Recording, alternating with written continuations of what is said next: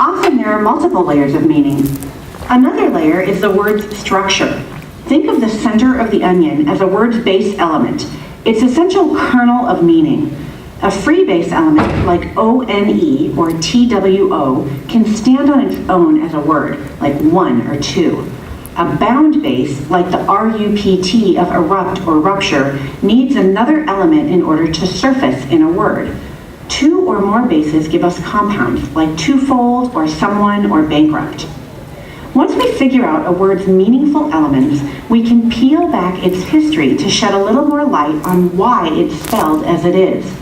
The word to, for example, needs its W in order to mark its connection to words like twice, 12, 20, twin, and between.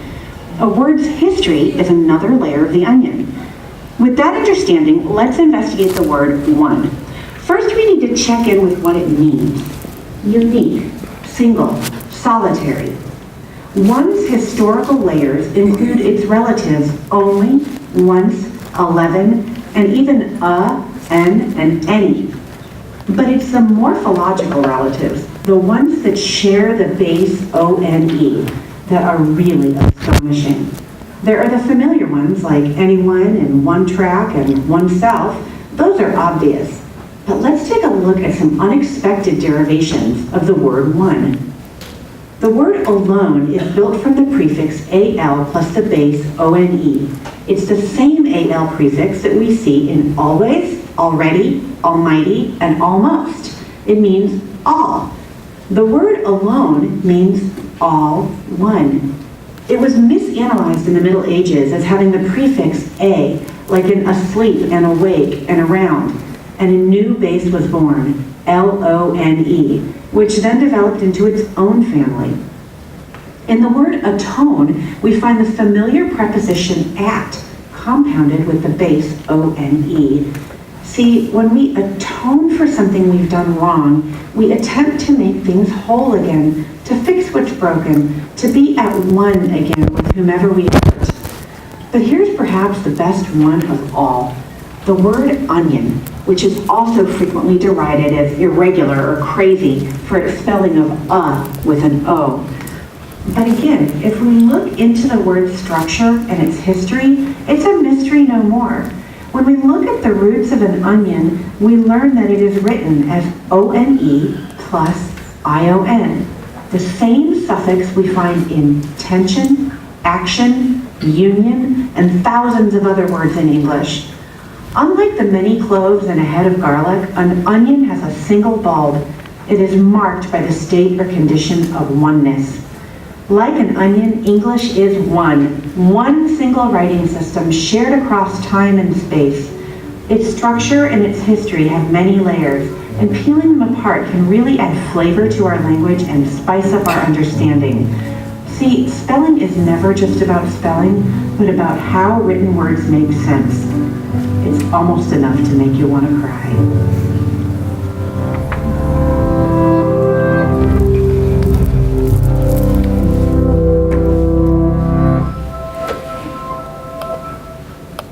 Okay, so I think the most important thing that I would like you to retain from that is that spelling is never just about spelling. It's about how words make sense. Okay, so I'm going to throw something out to you now. If English spelling makes so much sense, why is there a G in this word? Can somebody please read this word for me? Do I have a brave volunteer? You can all read it out together. How do you say that word? Sign. But wait a minute, how do you pronounce this when we're teaching phonics? What do we tell the kids? That's a G. What sound does a G make? G. Can you think of a word that begins with a G sound?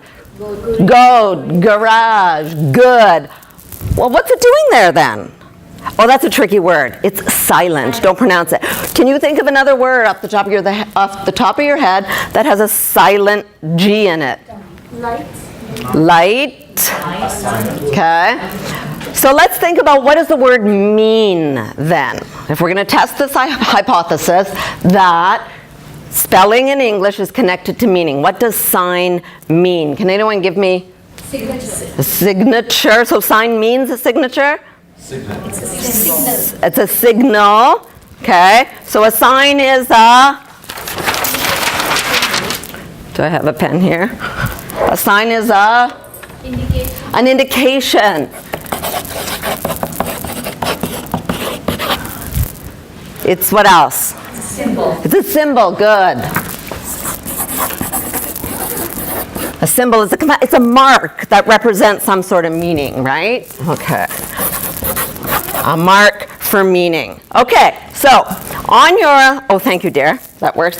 On the front of every desk, there are some activity sheets for you. So I'm going to put you to work as a student. And you're going to take a look at activity sheet number 1, which is sign in what we call a word matrix. So we have sign as the base word in the middle. They'll be coming back. The first person has it. There are 2 of them. One of them says pack. Don't take the pack one yet. That's for later. And hopefully there's enough for everybody, but you can work in teams as well. So take one and pass them back. Just the sign one to start with. Here we go. So you have sign in your word matrix. And then around the word matrix, you see that there are prefixes and suffixes. Okay? And so this is a little tool that you can use to help you build words. Now, you're going to be reading your matrix from left to right, and you can't cross the big word boundaries. You can't hop.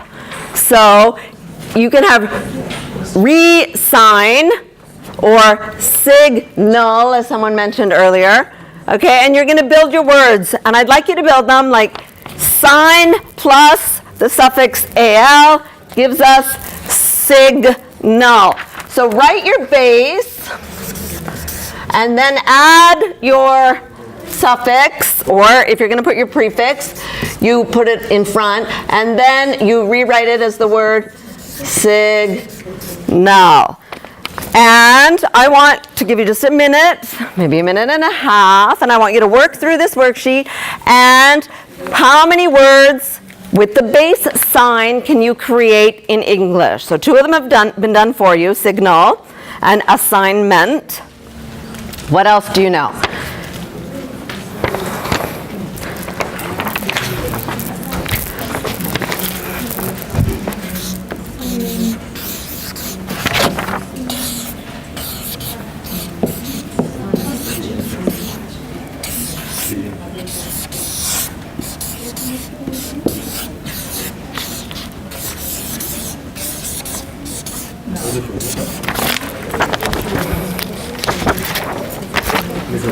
Do you need one? Have you done this? Yep.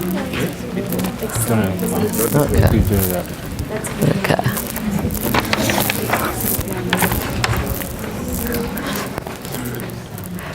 Please don't let your creativity stop at 10. If you can think of more than 10 words in English that use this base, that's your challenge.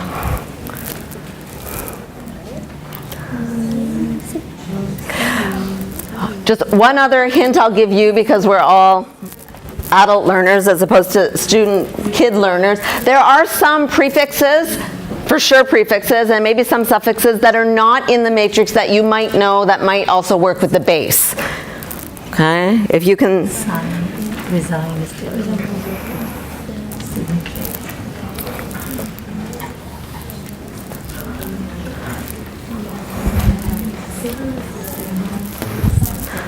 Okay.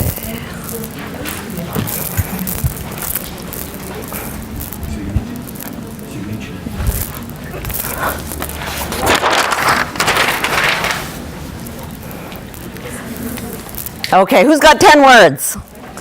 Anybody get 10 words? Not yet. 12 words, bravo. Anybody else get 8, 10 words? Can we share some of our words? 10. What's your favorite word on the list? Assignment. Assignment. Do we hear the G in assignment? Assignment. No G in assignment. But what is an assignment? How is it connected to the word sign?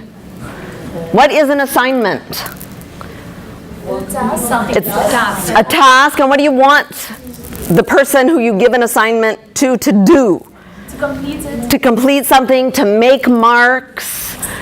right? They're making marks on the page most often as an assignment. Anyone else have another word that they'd like to share? Design. Do we hear the G in that word yet? No, but how is design connected in meaning to the word sign? A symbol. A symbol, right? You're creating symbols. Anyone have a word where we actually hear the G? Designate. Designate, right? To indicate that someone has to do something. Great. So now, most of you came up with 8, 9, 10 words. Signature is another great one. Absolutely. Okay? Design. Now, hopefully I'm connected again, or we'll have to resign. Now, there's this really cool tool online, and I'll give you the resource for it. It's called a word searcher. And you type in a base for the word. So our base is sign, S-I-G-N, and I'm going to press go. And I see over here that in English there are 96 matches for the word sign. So sign is a base for 96 different words in English. So if I teach you that sign is a base, and I teach you about the meaning of that base, I'm not teaching you one word anymore. I'm teaching you 96 possible words in English. And when you're reading and you come across the word signifies or consigns or consignee, instead of saying sound it out, go look it up in the dictionary. How many of you had a teacher tell you go look it up in the dictionary? And you're reading and it's fun and you're interested and you're like, no way, forget it, I'm going to continue reading. It doesn't matter what that word means, I get the rest of it. However, now I can say to you, find the base. Can you find the base in that word? Oh, there's sign is the base. It's somehow connected to sign. I'm going to remember that word now. Does it have a prefix? Does it have a suffix? Yes, it does. Con. What does con mean as a prefix? And then you have another lesson in that. Prefix is going to show up in multiple other words in English. And all of a sudden you're giving your student tools to analyze language and exponentially increase their vocabulary and exponentially increase their comprehension when they're doing reading. Okay, so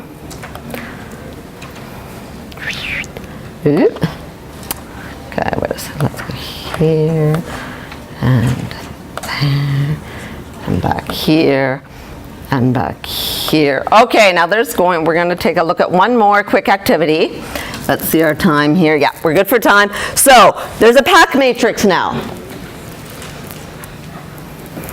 And so instead of looking at the meaning of the word pack, we're going to look at how words change when we are adding suffixes.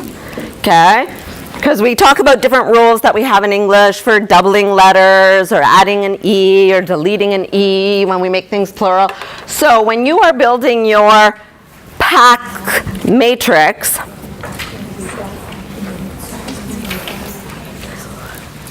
see if you can find a suffixing pattern that comes through. Can we build a rule?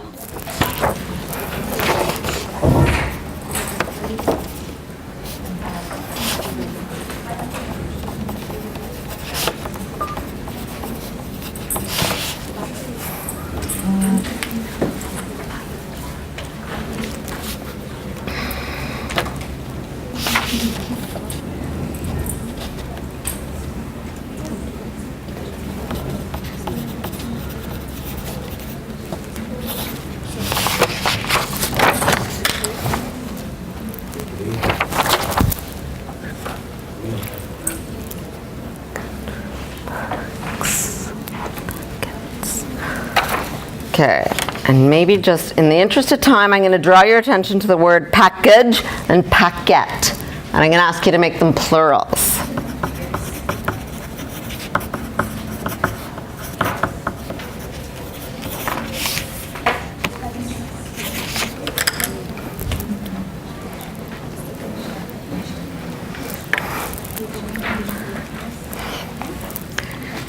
Has anybody noticed anything as they're building their words? Can you come up, can you generate a grammatical rule in English?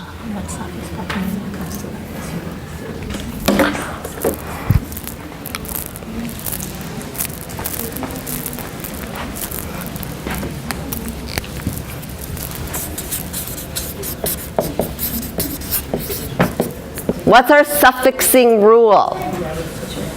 It's happening with packages. What about package-ing? What happens there? We're taking out the E. And what happens with packaged?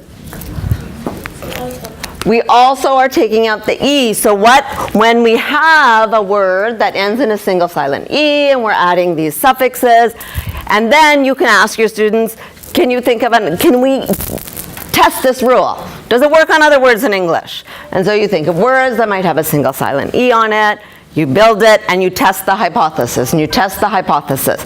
And so the kids, they are testing the hypothesis, they are doing the investigative work, they're discovering the rule on their own. And so they're more likely to own the rule and have it in their reading and writing, as opposed to you saying, single silent E, this is the rule, memorize it, apply it. Okay? So the next little video that I'm going to show you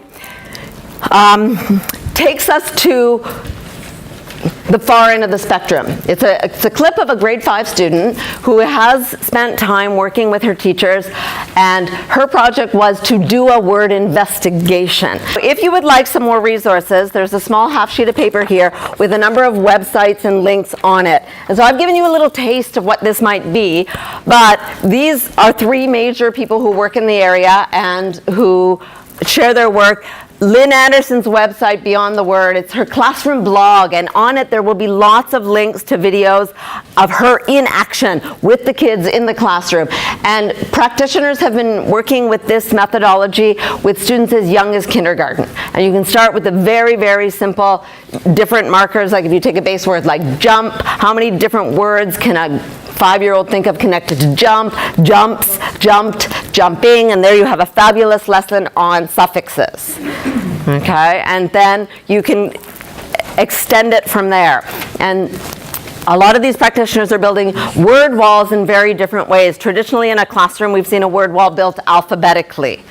Okay, and so these people are starting to say, well, we're not going to build our word wall alphabetically. We're going to build it based on the words that we learn, and we're going to have a suffix component to our word wall, and we're going to have a prefix component to our word wall in the affix section, and then kids learn that these markers are connected to multiple words. And so the ED goes up on the ED section. This is a suffix. Where else do we see it? What does it do to the word? How does that help us to communicate our ideas and our thoughts when we put these different markers on different kinds of words? And even if you do a simple Google search, go to YouTube, Google structured word inquiry in the YouTube search, you will come up with tons of video presentations of different practitioners doing this in their classrooms. If it's something that you want to try, it seems a little bit scary at first. We're walking in like uncharted waters when we do this, and it's really letting go as a practitioner. You don't necessarily have the answer, but I think it's really important for the kids to see us also as adults discovering and learning as we go through the process. And so you say to them, fabulous idea, let's conduct the experiment. Where should we start? And then we run with it. And you ask them to go and, incorporating the different kinds of tools that you have. Maybe you have access to online dictionaries. I showed you the word searcher, which is accessible to everybody. You don't have to sign up for it.